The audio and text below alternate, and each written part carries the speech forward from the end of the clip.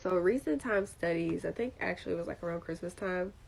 Um, I was reading this story in the Bible because when I'm not on social media, I dress up like an intellectual. I be reading stuff.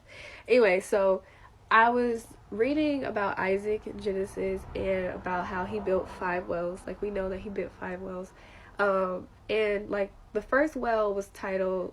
He named it jealousy. Like we know Isaac was blessed by God, so everything he touched turned gold. It seems like, well, it was the case. Like every time he built the well, it was blessed because God blessed him. So everything that he did would be blessed. And the people in his community, they felt some type of way. They was like, what? No, that's about to be mine. Like they got jealous. The first well was named jealousy. The second well was named arguments or strife. They wanted to fight him over people. See, look, this is the thing about the Bible. The Bible is nothing new under the sun, and you really can see people in the Bible. Like if you want to develop, anyway. So the third one was accusation. They started, slandering the boy name. They was real life jealous. Just start slandering the boy name. There was 5 wells now. The fourth one was room enough, and the fifth one was restoration. So eventually we see that they was like, oh man, we realize now that it's not us. It's not even the well. It's on Isaac. So whatever Isaac does is blessed. Like they realized that, and then like by the end of, that closing documentation of what happened, basically they ended up being cool with Isaac. They was like, all right, man, we get it. You blessed, so whatever.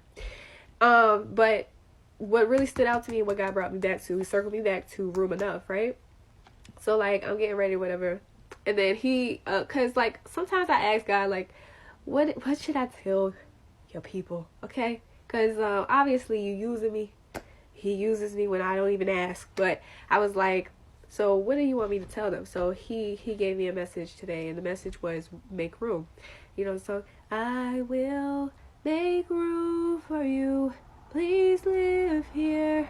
That Jonathan McReynolds song. And then the other one was I'ma leave the door open. So the message is that for some of you guys, when it comes to kingdom spouses, the room has been made on both of you guys' parts. The other one is, or you're in a season where you're about to prepare to make room for that person.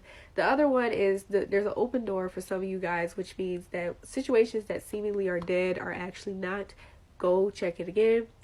Be very prayerful about that. Be very prayerful about that. And also, God has been making room for a lot of people when it comes to opportunities, in business and everything like that. He has placed a lot of open doors. So you'll notice that coming up in this season of blessedness, it's going to be a lot of